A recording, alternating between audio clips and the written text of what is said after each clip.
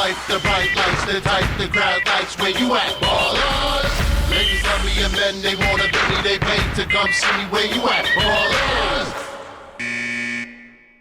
Nuggets at Wolves. Junior Browne back with NBA Shot Clock on this Thursday, May 16th with another free pick.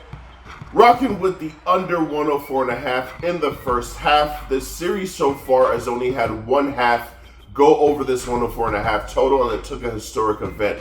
The first half of Game 4 was the fourth best field goal percentage in a half in the history of Denver's franchise.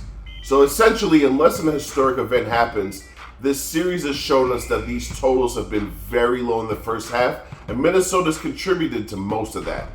Just like I told you before Game 3, when all these idiots on the major networks were talking about how the Denver Nuggets are going to get swept and all that, I told y'all Minnesota is not as good as it looked in the first two games, in the same way that Denver's not as bad as they looked. And the reason I said that is because at that exact moment in time, when Minnesota was up 2-0 in the series, they'd won 6 playoff games in a row. They were the number one defense in the playoffs and the number one offense in the playoffs. And immediately I saw that and said, that's fool's gold.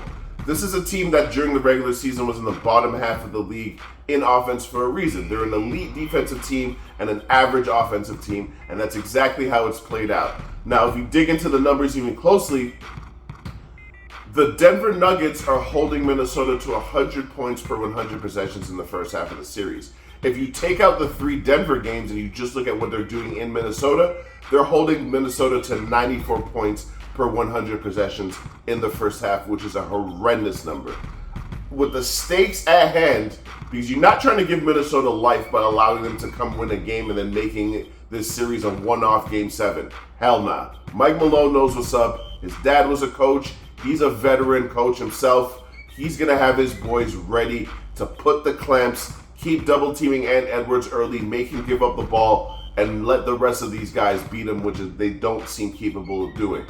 Give me the under 104.5 in the first half. Let's cash another ticket, y'all. Nuggets at Timberwolves. NBA Shot Clock, Thursday, May 16th, 2024. Best bet of the day, Minnesota -2, 1 unit. This is Game 6 of this Western Conference semifinal series with Denver up 3-2. This series has been defined by outliers, statistical clusters, with Minnesota going 2-0 to start and Denver 3-0 since.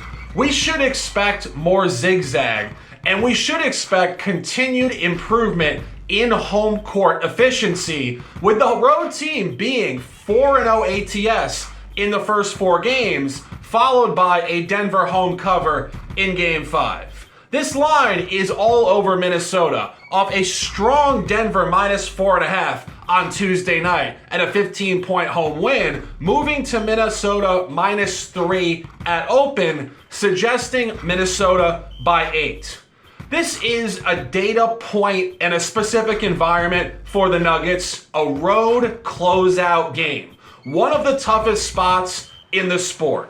Denver is 2-2 last 4 in the last 2 seasons in road closeout games, and we think that is far too clean and situationally opponent dependent.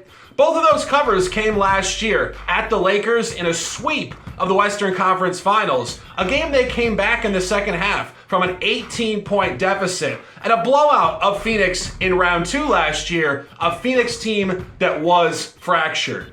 Go back to April 23rd, 2023. Denver did have a road closeout game in Game 4 of the first round at Minnesota. Minnesota, a far younger and weaker version of this year's team, did beat them outright in overtime, 114-108, to stave off elimination. This game is Anthony Edwards, and this is a bounce-back game for a young superstar that will be defined by pride, competitive quality, defense, a ridiculous crowd, and an opportunity to dominate. The top play on this card, NBA Shot Clock, on a Thursday, Minnesota -2. Let's cash this ticket.